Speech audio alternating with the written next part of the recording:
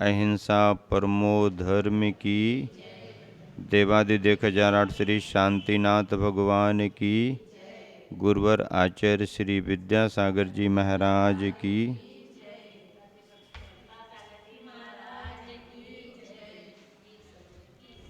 मूक माटी के चौथे खंड में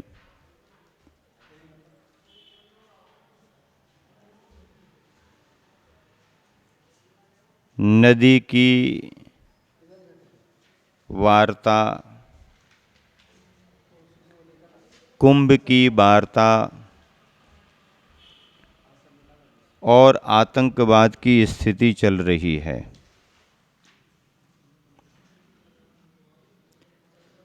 कल के दिन आप सभी को अंत में इन पंक्तियों पर छोड़ा गया था कि मूल के अभाव में चूल की गति क्या होगी। मूल के अभाव में चूल की गति क्या होगी। धूल के अभाव में फूल की गति क्या होगी। मूल यदि नहीं है तो चूल की स्थिति नहीं बनती और धूल यानी मिट्टी नहीं है तो फिर फूल कैसे मिलेंगे।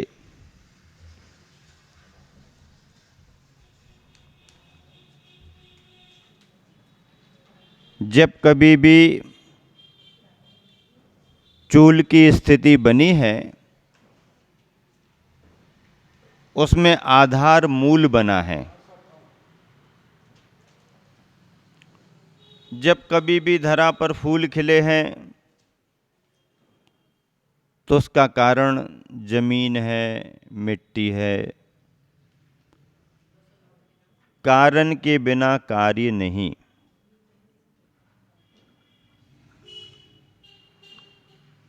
मूल कारण है, चूल उसका कार्य है। धूल यानी मिट्टी कारण है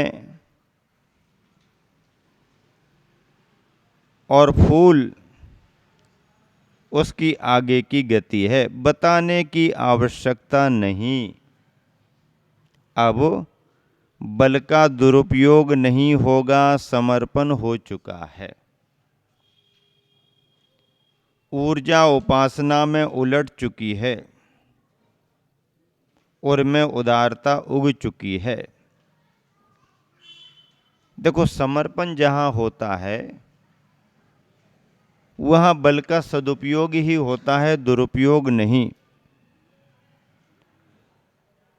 और समर्पण के साथ में ऊर्जा का उपयोग ही होता है। ऊर्जा उपासना में परिवर्तित हो जाती है और में उदारता उग चुकी है और में उदारता उग चुकी है। क्यों उग चुकी है? क्योंकि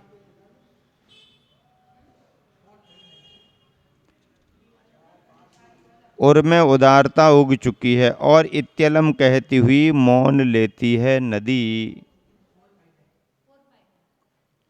नदी ने मौन ले लिया। नदी की मौन गंभीरता से आतंकवाद की धीरता में पीड़ा उदासी नहीं आई। नदी की मौन गंभीरता से आतंकवाद की धीरता में पीड़ा उदासी नहीं आई। नदी मौन हो गई, गंभीर हो गई। और इस मौन गंभीरता में भी आतंकवाद की धीरता में कहीं कोई कमी उदासी नहीं आई। कुछ क्षण स्तब्धता, फिर वही ध्रुव की ओर सरोज सक्रियता। कुछ क्षण के लिए स्तब्धता यानी सन्नाटा छा गया। फिर उसके बाद में फिर वही ध्रुव की ओर यानी अपने लक्ष्य की ओर सरोस सक्रियता, गुस्से में सक्रिय हो गया आतंकवाद। और यह सही नीति है कि आतंकवाद क्रोध में है, सक्रिय है। नीति भी यही कह रही है कि रणांगन में कूदने के बाद मित्र बल की स्मृति नहीं होती। अब रणांगन में कूद गए हैं तो फिर दूसरे किसी को याद नहीं करना, अपनी दम पर कूदे हैं ना। अपने साहस से, अपने हिम्मत से ही रणांगन में कूदा जाता है। और ये नीति भी कहती है कि रणांगन में कूदने के बाद मित्र बल की स्मृति नहीं होती, प्रत्युत शत्रु बल पर टूट पड़ना ही होता है। शत्रु के बल पर टूट पड़ो। युद्ध की यही स्थिति होती है कि आप रणांगन में कूद गए हो तो अपनी ही ताकत पर विश्वास करो, और कोई आएगा वो हमारे लिए मदद करेगा, ऐसा होगा वैसा होगा, ऐसा सोचते रहोगे, विचार करते रहोगे तो युद्ध के मैदान में कुछ नहीं कर पाओगे। वहाँ तो अपनी ताकत पर भरोसा करके ही शत्रु बल पर टूट पड़ना होता है। सामने जो है उसकी सामर्थ्य का अंदाज लगाओ और अपने दांवों से उसको दबाओ। यह सही नीति है। और यह सही नीति है कि रणांगन में कूदने के बाद मित्र बल की स्मृति नहीं होती, प्रत्युत शत्रु बल पर टूट पड़ना ही होता है। पराश्रय लेना दीनता का प्रतीक है। जितना स्वावलंबी काम तुम करोगे उतना तुम्हारे लिए ठीक है, और जितना पर का आश्रय लेकर के करोगे तो पर का आश्रय लेने में दीनता आती है, पराधीनता आती है।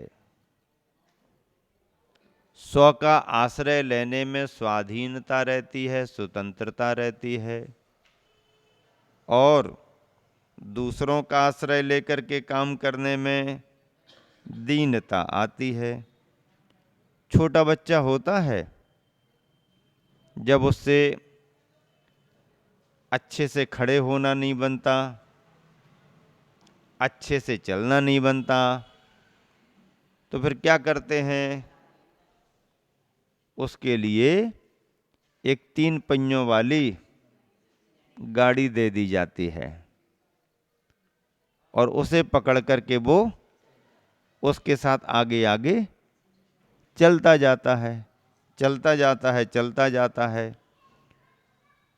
तो वो जो सीख रहा है चलना, उसे पकड़ करके जो सीख रहा है खड़ा होना, सीख तो रहा है पर का आश्रय लेकर के सीख रहा है।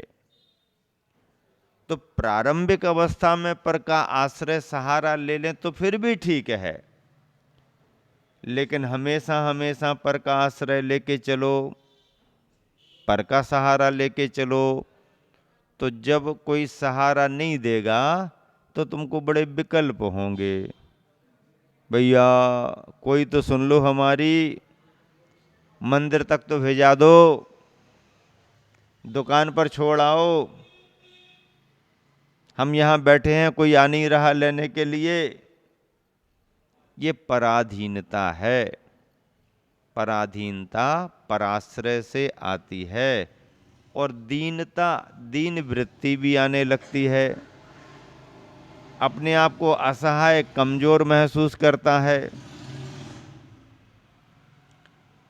इसीलिए इन सब से बचने के लिए स्वावलंबी बनना जरूरी है। जीवन को स्वावलंबी बनाओ।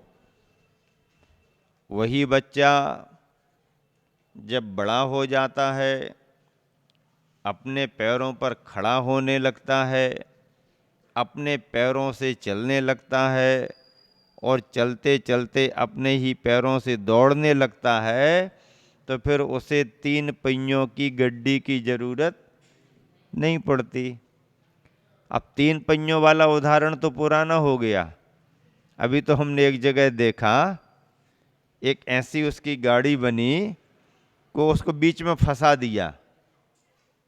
वो खड़ा है और चारों तरफ से उसकी गाड़ी बनी है, मतलब गिरेगा भी नहीं और जहां को भी चलेगा वो गाड़ी उस तरफ को। हमने कहा बढ़िया साधन बनाए गए। साधन कितने भी अच्छे क्यों ना हो, वह हमको पराश्रित करते ही हैं। हमारा जीवन तो अपने पैरों पर खड़े होकर के चलने में है। हर पिता यही भावना रखता है कि बेटा बड़ा हो और अपने पैरों पर खड़ा हो। सभी की भावना होती है। स्वाश्रितपना बहुत अच्छा माना जाता है। आचार्य श्री मूकमाटी में लिख रहे हैं कि पराश्रय लेना दीनता का प्रतीक है। पर का आश्रय, पर का आलंबन, पर का सहारा लेना दीनता का प्रतीक है। वीर रस को क्षति पहुंचती है इससे। जो वीरोचित गुण है, वीरता का गुण है, उसको क्षति पहुंचती है। पहुंचती है कि नहीं पहुंचती है? वीर व्यक्ति वो होता है जो स्वावलंबी होता है। और यदि हम स्वावलंबी नहीं रहेंगे तो हमको पराश्रित होना पड़ेगा और हमारे वीरता के गुण को क्षति पहुंचेगी। वीर रस को क्षति पहुंचती है इससे। इतना ही नहीं, मित्रों से मिली मदद, क्या? इतना ही नहीं, मित्रों से मिली मदद यथार्थ में मदद होती है। इतना ही नहीं, मित्रों से मिली मदद यथार्थ में मदद होती है। मदद होती है। मदद, मदद, इसका अर्थ क्या है? क्या समझिए इसका अर्थ? मदद कहाँ लिखा है? देखो पेज नंबर मिल गया कि नहीं मिला? पेज नंबर निकाल लिया ना? हाँ, पेज नंबर मिलान करो और पंक्तियां मिलाओ। इतना ही नहीं, मित्रों से मिली मदद यथार्थ में मदद होती है। मद को देने वाली होती है। मित्रों से मिली मदद मद को देने वाली होगी और यथार्थ में मदद जो भी ली जाती है दीनता की प्रतीक मानी जाती है। मदद, मदद, मदद, मददा। मदद शब्द में दा अलग कर दिया। मददा, मद को देने वाली मदद होती है। जो विजय के पथ में बाधक अंधकार का कार्य करती है। मदद मिली और मद आया तो विजय पथ में बाधक, अहंकार विजय के मार्ग में बाधक बन जाता है और ऐसा बाधक बनता है जैसे अंधकार काम करता है। अंधकार आ गया तो रास्ता होने पर भी हमारे को दिखाई नहीं देता। अंधेरा हो गया रास्ता तो है, रास्ता कहीं गया नहीं है, रास्ता तो है, पर अंधेरा आ गया तो रास्ता होते हुए भी दिखाई नहीं देता। मदद जो मिली है, यदि मद को करने वाली हो गई तो विजय के रास्ते में बाधक बन जाती है और अंधकार जैसा काम करती है। अब आतंकवाद को लगभग लगने लगी सफलता हाथ को छूती हुई सी। अब आतंकवाद को लगभग लगने लगी सफलता हाथ को छूती हुई सी। मृग मरीचिका नहीं, धोखा नहीं, भाग्य साथ देता हुआ सा दिखा। ये संदर्भ मूक माटी में ऐसा इसलिए बन पड़ा है कि मूक माटी की कल्पना में माटी की महासत्ता को पहचान करके उस माटी से एक मंगल घट तैयार कराया गया। दार्शनिकता ये कहती है जैसे माटी के अंदर छिपी हुई शक्ति सामर्थ्य यदि उद्घाटित कर दी जाए तो वह पद दलित अकिंचन सी माटी मंगलकारी मंगल घट बन जाती है। जो माटी पैरों के तले दब जाती है, कुंभ बनकर के वही माटी सिर पर चढ़ जाती है। जिस माटी को हमने तुमने पैरों तले दबा दिया, कौन पूछता है माटी के लिए? माटी की कीमत भी क्या मानी गई? जमीन की कीमत हो सकती है, पर माटी की उतनी ज्यादा कीमत नहीं है। और माटी की बहुत ज्यादा कीमत नहीं है, इसलिए अपरिग्रही मुनियों के लिए भी जल और मृतिका, पानी और मिट्टी यदि सार्वजनिक तौर पर बह रहा है, रखा हुआ है, तो बिन पूछे लेने में कोई दोष भी नहीं। किसी ने पानी को अपना बना करके संग्रह करके रखा है तो नहीं लेंगे। किसी ने भी पानी को अपने उपयोग करने के लिए संग्रह करके रख लिया है तो उस पानी को बिन पूछे नहीं लेंगे, क्योंकि उस पानी का मालिक कोई हो गया। यदि किसी ने मिट्टी को खरीद करके अपने घर रख ली, अपने आंगन दरवाजे पर रख ली, उसका स्वामी कोई हो गया तो बिन पूछे नहीं लेंगे। लेकिन जो मिट्टी सार्वजनिक है, जो पानी सार्वजनिक है, ऐसे पानी को, ऐसे मिट्टी को, यानी जो सरकारी स्तर पर है, सरकारी का मतलब है सबका है, उसको आवश्यकता के अनुसार, अब आवश्यकता कितनी पड़ेगी? माटी से घर तो बनाना नहीं है कि खूब सारी खोद करके ले आए, खोदने का काम भी नहीं है, माटी को संग्रह करके रखने की जरूरत भी नहीं है। मुनिराज को यदि कभी माटी की जरूरत पड़ेगी तो कब पड़ सकती है? हाथ की शुद्धि के लिए। और वह मिट्टी भी प्रासुक समझ में आएगी तो लेंगे, अप्रासुक नहीं लेंगे। मिट्टी प्रासुक भी होती है, अप्रासुक भी होती है। मिट्टी अप्रासुक तो होती है, पर प्रासुक कब होती है? जब मिट्टी पर से कोई चलना शुरू कर दे, गाड़ियां निकलना शुरू हो जाएं, जानवर वगैरह निकल जाएं। कोई गर्म करके प्रासुक नहीं करते हैं, लेकिन रास्ता यदि चलने लगा है, जानवर निकल रहे हैं, आदमी आते जाते हैं, रास्ता बना हुआ है, तो रास्ते की वह मिट्टी प्रासुक मान ली जाती है। पानी की जरूरत कब पड़ेगी?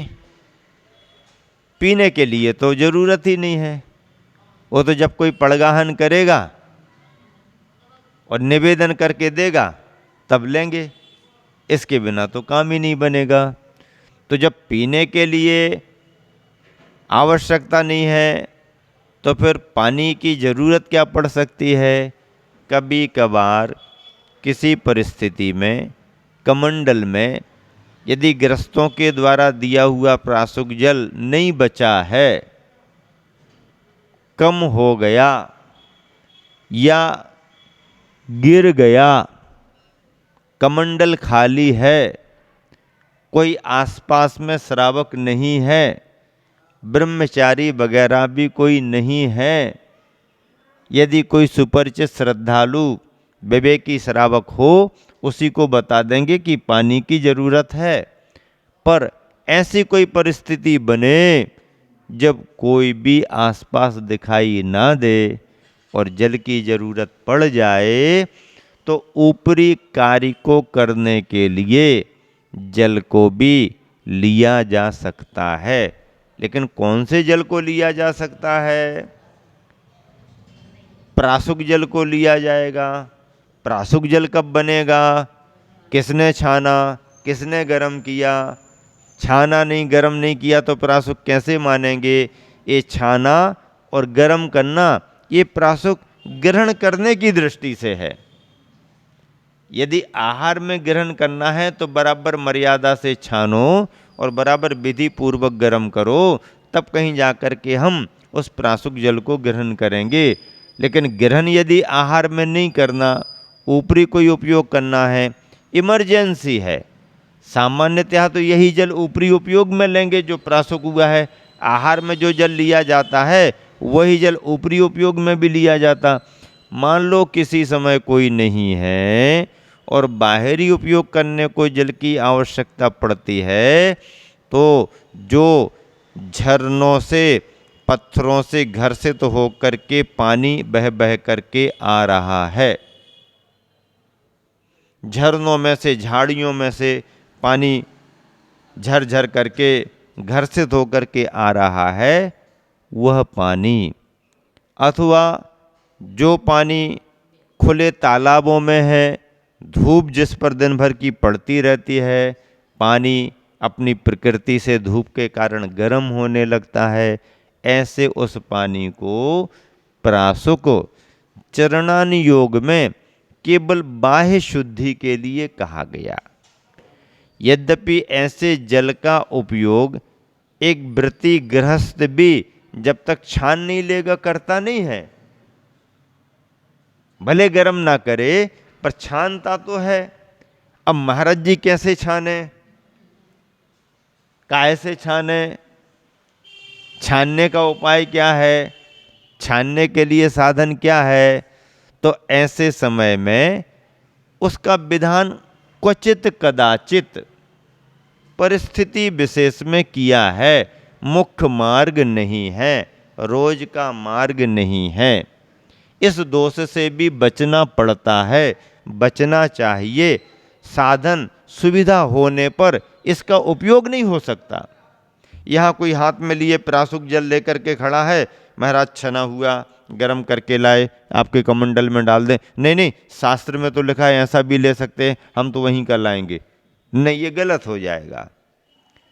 सामने यदि ये है तो इसका ही उपयोग करेंगे।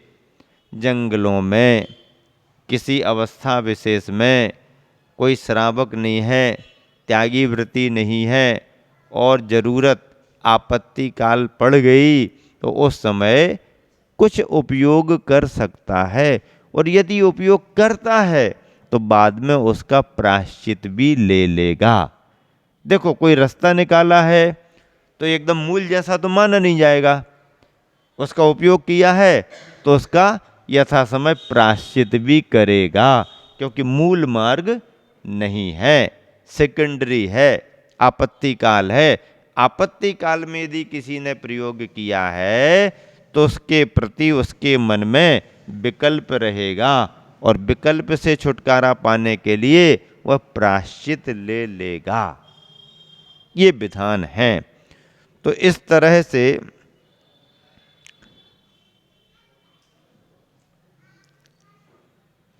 मूल बात में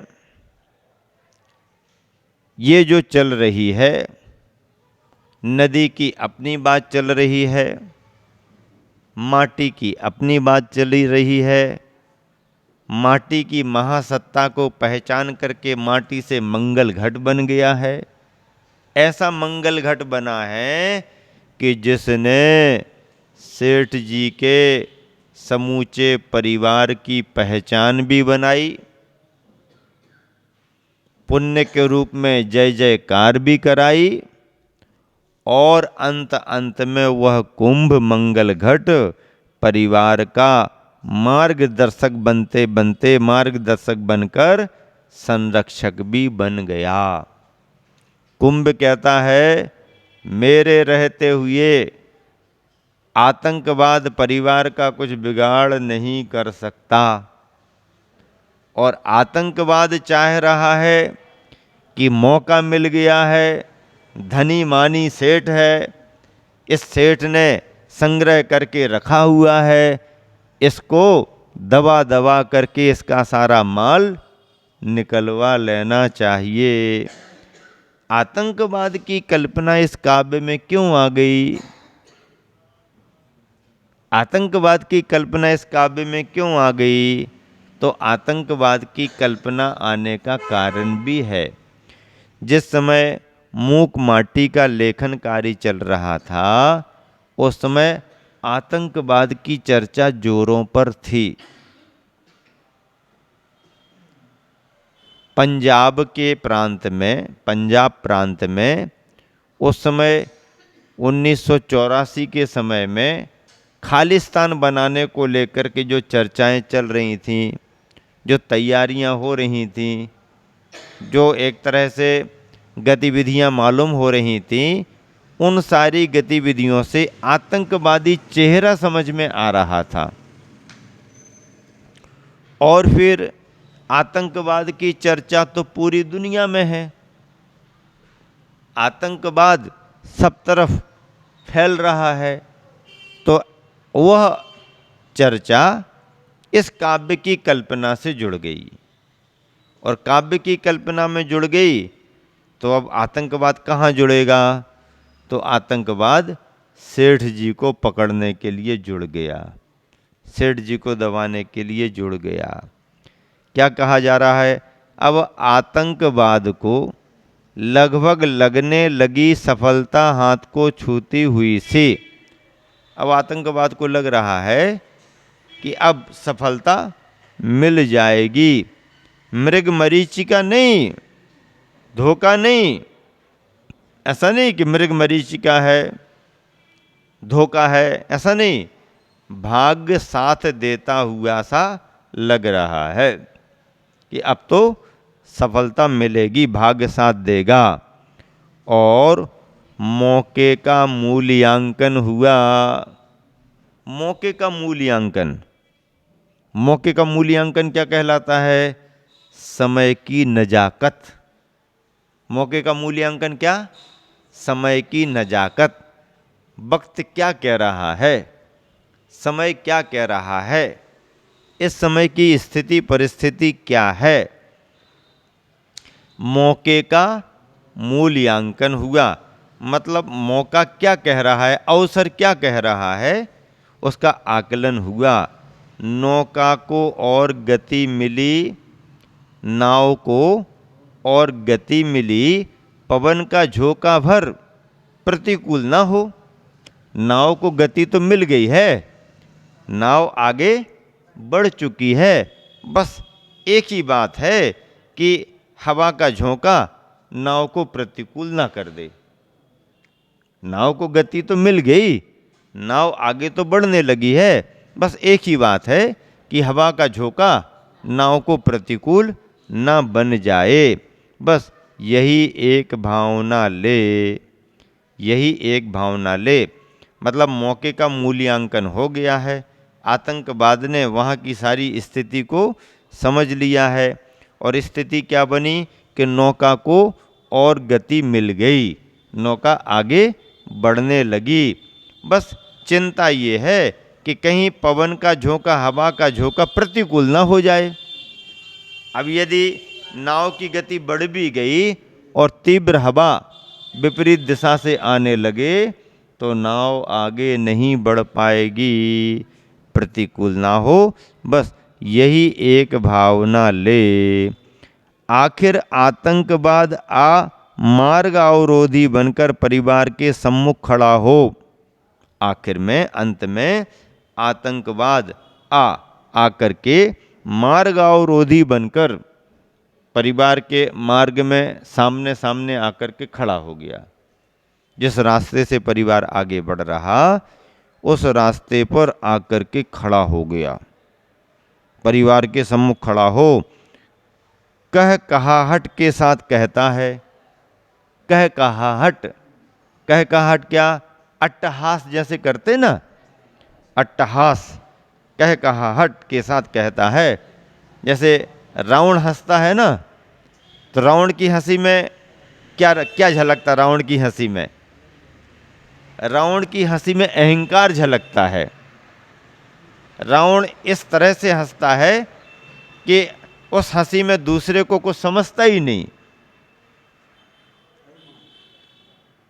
रामचंद्र जी हंसते हैं तो बात अलग समझ में आती है, कृष्ण जी हंसते हैं तो बात अलग समझ में आती है। कृष्ण की हंसी में राग झलक सकता है पर दंभ नहीं होगा। कृष्ण की हंसी में राग झलक सकता है पर दंभ नहीं होगा, अहंकार का भाव नहीं दिखेगा। राम की हंसी में राग भी नहीं मिलेगा और दंभ भी नहीं मिलेगा, बल्कि प्रेम दिखेगा। राम हंसते कम हैं, मुस्कुराते ज़्यादा हैं। हंसने में और मुस्कुराने में अंतर है, हंसने में और मुस्कुराने में अंतर है। कृष्ण जी हंसेंगे तो कृष्ण जी की हंसी में कथनचित राग झलक सकता है पर दंभ नहीं दिखेगा। रामचंद्र जी के बारे में विचार करें तो रामचंद्र जी को हंसी नहीं कही जाएगी, मुस्कान कही जाएगी। उस मुस्कान में राग भी नहीं दिखेगा और दंभ भी नहीं दिखेगा। आचार्य श्री को आपने देखा है, बस परिचित आया तो भी ठीक, अपरिचित आया तो भी ठीक।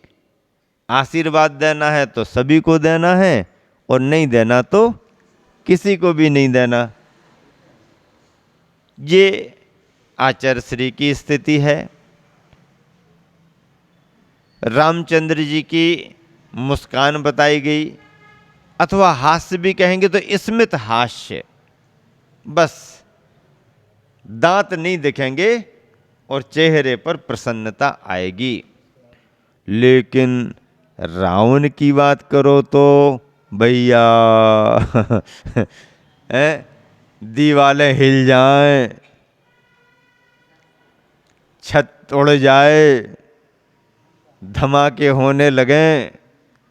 और रावण के हास्य को अट्टहास कहा जाता है। क्या कहा जाता? अट्टहास। रामलीला में देखो, रावण जब आता है और अपना पाठ करता है तो मंच अंच तो वैसे ही हिलने लगता है, मंच हिल जाए, ये हिल जाए, वो हिल जाए, लोग जरा आजू बाजू में हो जाते, भैया हाँ रावण आ गया, अब जरा थोड़ा दूर हो जाओ एक तरफ, किसी को पैर वैर पड़ गया तो समझ में आ जाएगा। ऐसा चलेगा तो ऐसा चलेगा, देखेगा तो ऐसा देखेगा। रावण यानी रावण, उसको बल का घमंड था, अहंकार था, अपने भुज बल का, सैन्य बल का, अपने सभी कोट किले सभी का घमंड था, किसी को अपना मानता ही नहीं था। तो ऐसा रावण जब हंसता है तो अट्टहास करता है। अट्टहास में दूसरों का उपहास होता है, दूसरों का मजाक उड़ाया जाता है। ऐट क्या लगते हो तुम हमारे सामने, क्या कहता है? क्या लगते हो तुम हमारे सामने। रावण की यही भाषा बनती है, रावण इसी भाषा से शुरुआत करता है। तो रावण के वचन, रावण का व्यवहार और रावण के विचार, रावण के विचार, रावण के वचन और रावण का व्यवहार सब अहंकार से भरा हुआ था। उसका उठना बैठना, देखना, बोलना, बताना सभी अहंकार से ग्रसित था। अट्टहास करता था और दूसरों का उपहास, दूसरों को त्रास, दूसरों को महत्व नहीं देना रावण के विचारों में था। रावण की हंसी नहीं मानी गई, रावण का अट्टहास माना गया। और ऐसे रावण के अट्टहास जैसा आतंकवाद का भी अट्टहास था। कह कहाहट के साथ, यानी गर्व भरी आवाज के साथ हंसता हुआ कहता है। क्या कहता है आतंकवाद? जैसे रावण कहता था ना, देख लो अन्यथा क्या गति होगी तुम्हारी, विचार कर लो। अभी आपने चंद्रहास की चमक देखी नहीं है। चंद्रहास तलवार उसके पास थी, चंद्रहास की चमक तुमने देखी नहीं है, विचार करो, ऐसा करो, वैसा करो। ऐसी ही भाषा आतंकवाद परिवार को रास्ते में रोक करके व्यक्त कर रहा है। क्या कह रहा है आतंकवाद परिवार से? अब पार का विकल्प त्याग दो। जो तुम्हें बहुत विश्वास हो रहा है कि हम नदी को पार कर लेंगे, कुंभ तुम्हारे साथ है, अब पार का विकल्प त्याग दो। त्याग पत्र दो जीवन को, जीवन को त्याग पत्र दे दो। हाँ, लिख दो अब तो तुम कि बस कुछ नहीं है, अब पार का विकल्प त्याग दो, त्याग पत्र दो जीवन को। पाताल का परिचय पाना है तुम्हें। किसका परिचय पाना है? पाताल का, यानी नीचे का परिचय पाना है तुम्हें। पाखंड पाप का यही पाक होता है, पाखंड पाप का यही पाक यानी फल होता है। और अंधाधुंध पत्थरों की वर्षा परिवार के ऊपर होने लगी। पत्थरों की वर्षा परिवार के ऊपर होने लगी। आतंकवाद परिवार पर पत्थरों की वर्षा कर रहा है। पत्थर जो भी दूसरों पर फेंके जाते हैं, ये एक तरह से आतंकवाद का ही मुखौटा माना जाता है। कश्मीर में सैन्य बल जब भी ड्यूटी पर रहता है तो वहां रहने वाले नागरिक सैन्य बल को पसंद नहीं करते। क्यों नहीं करते? क्योंकि सैन्य बल रहेगा तो हमें नियंत्रण में रहना पड़ेगा, और सैन्य बल नहीं रहे तो हम अनियंत्रित गतिविधियां करते रहेंगे, पड़ोसी देशों से संबंध बना के रखेंगे, और अपनी भाषा के नाम पर, अपनी जमीन के नाम पर, अपने नियम कानून और धारा के नाम पर मनमाना काम करते रहेंगे।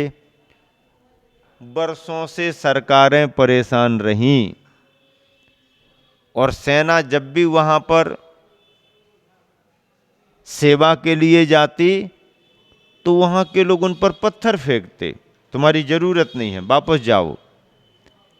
लेकिन वो पत्थर फेंकने वाले नौजवान ये भूल जाते कि जब बाढ़ आती, पानी आता, परेशानी आती, तो यही सैनिक अपने कंधों पर बिठाल बिठाल करके उनको नदी पार कराते। एक चित्र देखा था हमने, लकड़ियों का पुल बना हुआ है नदी पर, और उन लकड़ियों के पुल पर सैनिक लेटे हुए हैं। उस लकड़ी के पुल पर सैनिक लेटे हुए हैं और सैनिकों के ऊपर से गांव के लोग ऊपर ऊपर से निकल करके नदी पार कर रहे। फोटो देखी हमने, लकड़ी का पुल जैसा बना दिया, उस पर और सुरक्षित रखने के लिए सैनिक लेट गए और उनके ऊपर से निकल करके दूसरी तरफ जाने की व्यवस्था बनी। आप देखो कितना बड़ा काम। ऐसे समयों में सैनिकों ने सहयोग दिया है और उन सैनिकों के लिए पत्थर। इस सरकार के मन में आ गया और उसने इन सारी बातों को एक तरफ रख दिया, धारा 370 हटा दी, काम खत्म कर दिया और केंद्र शासित प्रदेश बना करके सारा कंट्रोल केंद्र के हाथ में आ गया। और वो नौजवान भी कोई अपने मन से नहीं करते थे, उनको तो पत्थर फेंकने के रुपये मिलते थे। आप पत्थर फेंको और ये रुपये खाने पीने के लिए लो। और ये रुपये देने वाले कौन थे? जो बहुत बड़े बड़े दावों के साथ ये कह रहे कि हम इस कश्मीर को भारत में ही जोड़ करके रखेंगे। ये सब बिचौलिए दलाल जैसे बन करके हो गए। यहाँ सरकार का भी खा रहे, वहाँ पड़ोसी देश का भी खा रहे और अपना पेट भरने के नाम पर पूरे प्रदेश को कंगाल कर रहे। जो रास्ता निकाला है और जो परिवर्तन किया गया है वह काबिले तारीफ है। वल्लभ भाई पटेल का अखंड भारत का सपना तो सही मायने में अब पूरा हुआ है। 70 साल में जो सपना पूरा नहीं हो पाया वो सपना अब पूरा हुआ है। अभी भी जरा जरा सी बातों में सरकारी व्यवस्थाओं से संतुष्ट असंतुष्ट होकर के विरोधाभास करने लगते हैं और कोई उपाय नहीं है तो बस नुकसान कर दो, सरकारी संपत्तियों को क्षति पहुंचा दो, पत्थरबाजी करने लगो। कुछ नहीं है इसमें। दूसरे लोग अपनी कुत्सित मानसिकता को इन प्रयोगों में प्रदर्शित करते हैं। ऐसा कुछ भी नहीं है। वर्तमान में भी जो भी नियम बनाए गए हैं या बनाए जा रहे, इसमें अहित किसी का भी नहीं है। बस अहित थोड़ा सा उन लोगों का है जो अपनी राजनीति की रोटियां सेंकने में लगे हुए हैं। अब जो व्यक्ति काम करेगा उसको फायदा तो होगा ही होगा, लेकिन किसी को फायदा हो रहा है तो तुम अपना नुकसान सोच करके राष्ट्रीय संपत्ति का नुकसान क्यों कर रहे? जो व्यक्ति आगे बढ़ करके काम करेगा उसके काम करने से उसको फायदा तो होगा ही होगा, क्यों नहीं होगा? लेकिन उसके फायदे से तुम्हारा नुकसान क्या हो रहा? और तुम्हारे लिए थोड़ा बहुत नुकसान हो भी रहा है तो उस नुकसान को देख करके तुम राष्ट्रीय संपत्ति का नुकसान क्यों कर रहे हो? और तुम्हारे को भी क्या नुकसान है? यथार्थ में किसी को नुकसान नहीं है। भारतीय विचारधारा रखने वाले किसी को नुकसान नहीं है और भारतीयता के प्रति लगाव रखने वाले, हिंदू समाज में आने वाले, या चाहे ईसाई हों, चाहे सिख हों, चाहे बौद्ध हों, चाहे और भी कोई भी हों, ये यदि भारत के बाहर कहीं हैं और कई पीढ़ियों से प्रताड़ित हो रहे हैं तो उन्हें यदि जगह इस देश में मिल जाए तो आपत्ति क्या है? कोई आपत्ति नहीं है। बस आपत्ति उन्हें नज़र में आती है जिनके समीकरण बिगड़ने लगते हैं, उन्हें आपत्ति समझ में आती है। फिर धीरे धीरे आज छोटी घटना कल बड़ी घटना और घटना घटते घटते और यही चेहरे फिर आतंक की ओर चले जाते हैं। ऐसी आतंकी गतिविधियां, हिंसा की ओर धकेलती हैं, परिणाम बुरा मिलता है, जनधन की हानि होती है। यहाँ पर भी आतंकवाद आकर के मार्गावरोधी बनकर परिवार के सम्मुख खड़ा हो कह कहाहट के साथ कहता है, अब पार का विकल्प त्याग दो।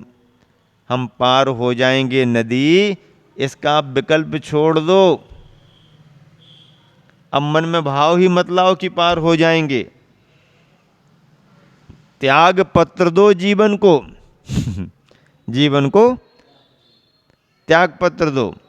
पाताल का परिचय पाना है तुम्हें, पाखंड पाप का यही पाक होता है, और अंधाधुंध पत्थरों की वर्षा परिवार के ऊपर होने लगी। पत्थरों की वर्षा परिवार के ऊपर होने लगी। स्वागत मेरा हो। आतंकवाद क्या कह रहा है? स्वागत मेरा हो, मनमोहक विलासिताएं मुझे मिलें अच्छी वस्तुएं। आतंकवाद क्या कह रहा है? स्वागत मेरा हो, मनमोहक विलासिताएं मुझे मिलें अच्छी वस्तुएं, अच्छी अच्छी साधन सामग्रियां, अच्छी अच्छी मनमोहक वस्तुएं सब मुझे मिलें। ऐसी तामसता भरी धारणा है तुम्हारी, फिर भला बता दो हमें। अच्छा, आतंकवाद क्या कह रहा है? स्वागत मेरा हो, मनमोहक विलासिताएं मुझे मिलें अच्छी वस्तुएं, ऐसी तामसता भरी धारणा है तुम्हारी, यानी परिवार को कह रहा है। हाँ हाँ, क्या कह रहा है? ऐसा है अर्थ इसका कि आतंकवाद सेठ जी के सामने कह रहा है, सेठ जी तुम्हारी क्या धारणा है, सुनो। स्वागत मेरा हो, यानी सेठ जी चाहते हैं कि स्वागत मेरा हो, मनमोहक विलासिताएं मुझे मिलें अच्छी वस्तुएं, ऐसी तामसता भरी धारणा है तुम्हारी। सेठ जी को कह रहे हैं, कह रहा है आतंकवाद कि तुम्हारी धारणा क्या है? मनमोहक विलासिताएं, अच्छी अच्छी वस्तुएं मुझे मिलें, ऐसी तामसता भरी धारणा है तुम्हारी, फिर भला बता दो हमें। आस्था कहाँ है समाजवाद में तुम्हारी?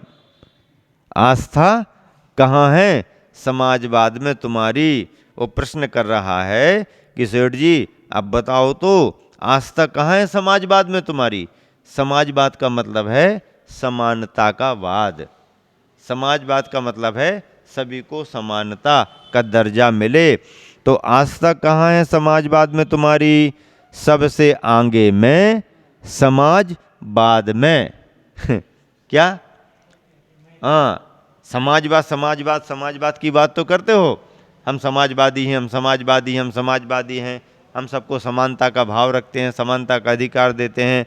तो आस्था कहाँ है समाजवाद में तुम्हारी? क्यों? क्योंकि सबसे आगे में और समाजवाद में, वाह भैया वाह, सबसे आगे में और समाजवाद में।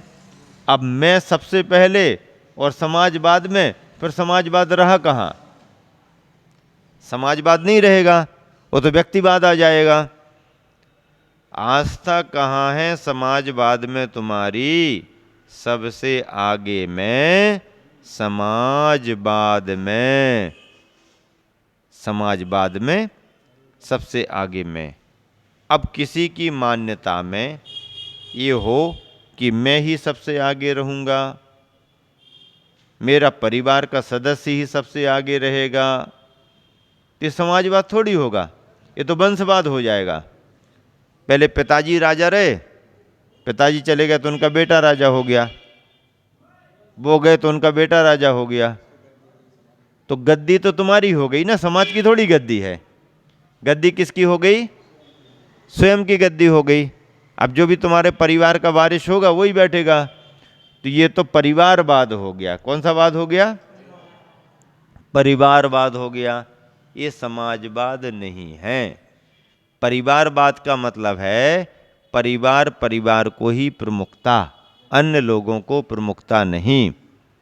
समाजवाद का मतलब है समाज के प्रत्येक सदस्य को महत्व देना। प्रत्येक सदस्य को समानता का अधिकार देना, ये समाजवाद है। समाज के प्रत्येक वर्ग को, प्रत्येक वर्ग के प्रत्येक व्यक्ति को यथा अवसर मिलना, मौका मिलना, ये समाजवाद का अर्थ है। सभी को समानता का भाव रखना, ये समाजवाद है। लेकिन ये समाजवाद का सिद्धांत भी कब मिट जाता है, जब इस समाजवाद के सिद्धांत पर परिवारवाद हावी हो जाता है। मान्यता में तुम भले समाजवाद को महत्व दो, पर व्यवहार में यदि परिवारवाद दिखेगा तो ये परिवारवाद तुम्हारे समाजवाद के सिद्धांत को चौपट कर देगा। क्या? ये परिवारवाद का व्यवहार तुम्हारे समाजवाद के सिद्धांत को चौपट कर देगा। समाजवाद का मतलब तो ये है कि हम भी समाज के एक सदस्य हैं, हमारे समान सभी सदस्य हैं। समाज ने हमको जवाबदारी दी है, हम उसको निभा रहे हैं। हमारी विरासत नहीं है, एकाधिकार हमारा नहीं है। आज हम हैं तो कल तुम भी हो सकते हो, कल तुम रहोगे परसों कोई दूसरा भी हो सकता है। मतलब कोई भी सदस्य इस गद्दी को संभाल सकता है, ये समाजवाद का अर्थ है। लेकिन होता क्या है, आस्था कहाँ है समाजवाद में तुम्हारी? सबसे आगे में समाजवाद में। अरे कम से कम शब्दार्थ की ओर तो देखो, अरे कम से कम शब्दार्थ की ओर तो देखो। समाज का अर्थ होता है समूह। शब्दार्थ की ओर तो देखो, समाज का अर्थ होता है समूह। और समूह यानी समसमीचीन ऊह यानी विचार है। समूह यानी सम का अर्थ समीचीन और ऊह यानी विचार। समूह का अर्थ क्या हो गया? समसमीचीन, ऊह यानी विचार है, जो सदाचार की नींव है। समसमीचीन विचार, क्या? समसमीचीन विचार, जो विचार सदाचार की नींव है। क्या? जो विचार सदाचार की नींव है। कुल मिलाकर अर्थ यह हुआ कि, कुल मिलाकर अर्थ यह हुआ कि देखो, ये जो बिंदु दिया जा रहा है, ये बिंदु बहुत बड़े राष्ट्र धर्म से जुड़ा हुआ है, राष्ट्रीय चेतना से जुड़ा हुआ है। मूक माटी चल रही है, काव्य चल रहा है, कविता चल रही है, दार्शनिकता चल रही है, आध्यात्मिकता चल रही है, सिद्धांत चल रहे हैं। लेकिन इन सब के बीच बीच में भी राष्ट्रीयता का विचार भी आ रहा है। राष्ट्र भावना से जुड़े हुए बिंदु भी इसमें सम्मिलित किए गए हैं। उसी के तहत समाजवाद का कितना अच्छा अर्थ निकाला गया। समाजवाद का कितना अच्छा अर्थ निकाला जा रहा। क्या कहा जा रहा? अरे कम से कम शब्दार्थ की ओर तो देखो। समाज का अर्थ होता है समूह, और समूह यानी समसमीचीन ऊह विचार है, जो सदाचार की नींव है। कुल मिलाकर अर्थ यह हुआ कि, क्या? कुल मिलाकर अर्थ यह हुआ कि प्रचार प्रसार से दूर। किससे दूर? किससे दूर? बोलो, किससे दूर? समझ में आ रहा नहीं आ रहा? बोलो फिर से, किससे दूर? प्रचार प्रसार से दूर। किससे दूर? प्रचार प्रसार से दूर। प्रशस्त आचार विचार वालों का, प्रचार प्रसार से दूर प्रशस्त आचार विचार वालों का जीवन ही समाजवाद है। प्रचार प्रसार से दूर, पब्लिसिटी से दूर, प्रचार प्रसार से दूर प्रशस्त आचार विचार वालों का जीवन ही समाजवाद है। समाजवाद समाजवाद चिल्लाने मात्र से क्या, समाजवाद समाजवाद चिल्लाने मात्र से समाजवादी नहीं बनोगे। समाजवाद समाजवाद चिल्लाने मात्र से समाजवादी नहीं बनोगे। समाजवादी कब बनोगे? प्रचार प्रसार से दूर प्रशस्त आचार विचार वालों का जीवन ही समाजवाद है। प्रचार प्रसार से दूर, दिखावा नहीं, पब्लिसिटी नहीं, ढिंढोरा पीटना नहीं, अपने काम से काम रखते हुए प्रशस्त आचार विचार वालों का, प्रशस्त अच्छे आचार विचार वालों का जीवन ही समाजवाद है। जो सदाचार से जुड़ा है, जो न्याय नीति से जुड़ा है, जो नैतिकता से जुड़ा है, जो कुलाचार से जुड़ा है, ऐसे लोगों का जीवन ही समाजवाद है। समाजवाद है। समाजवाद समाजवाद चिल्लाने मात्र से, समाजवाद समाजवाद समाजवाद समाजवाद समाजवाद चिल्लाने मात्र से समाजवादी नहीं बनोगे। अकेले समाजवाद का शब्द पकड़ करके चिल्लाने मात्र से समाजवादी नहीं बनोगे, क्योंकि आस्था कहाँ है समाजवाद में तुम्हारी? आस्था कहाँ है समाजवाद में तुम्हारी? सबसे आगे में समाजवाद में, सबसे आगे में समाजवाद में, सबसे आगे में समाजवाद में। इसका नाम समाजवाद नहीं है। सबसे आगे में समाजवाद में, इसका नाम समाजवाद नहीं है, बल्कि सभी के साथ हम भी, हमारे साथ सभी, सबका साथ सबका विकास, सबका साथ सबका विकास, जिसमें सभी का साथ हो, जिसमें सभी का विकास हो, ऐसा विचार, ऐसी मान्यता, ऐसा व्यवहार ही समाजवाद का परिचायक माना गया है। इस तरह से आज इस मूक माटी के संदर्भ में विभिन्न बिंदुओं के द्वारा श्रेष्ठी परिवार के सामने आए हुए आतंकवाद ने अट्टहास करते हुए, मौके का मूल्यांकन करते हुए परिवार को धमकाना शुरू किया। क्या? धमकाना शुरू किया। और क्या कहता है? पार का विकल्प त्याग दो, त्याग पत्र दो, जीवन को पाताल का परिचय पाना है तुम्हें, पाखंड पाप का यही पाक होता है। और अंधाधुंध पत्थरों की वर्षा करने लगा परिवार पर। और क्या कहते हैं? क्यों सेठ जी, आप यही चाहते हो ना, स्वागत मेरा हो, मनमोहक विलासताएं मुझे मिले, अच्छी वस्तुएं, ऐसी तामसता भरी धारणा है तुम्हारी? फिर भला बता दो हमें, आस्था कहाँ है समाजवाद में तुम्हारी? सबसे आगे में समाजवाद में। अरे कम से कम समाज शब्दार्थ की ओर तो देखो। और कुल मिलाकर अर्थ यही होता है कि समूह से, प्रचार प्रसार से दूर प्रशस्त आचार विचार वालों का जीवन ही समाजवाद है।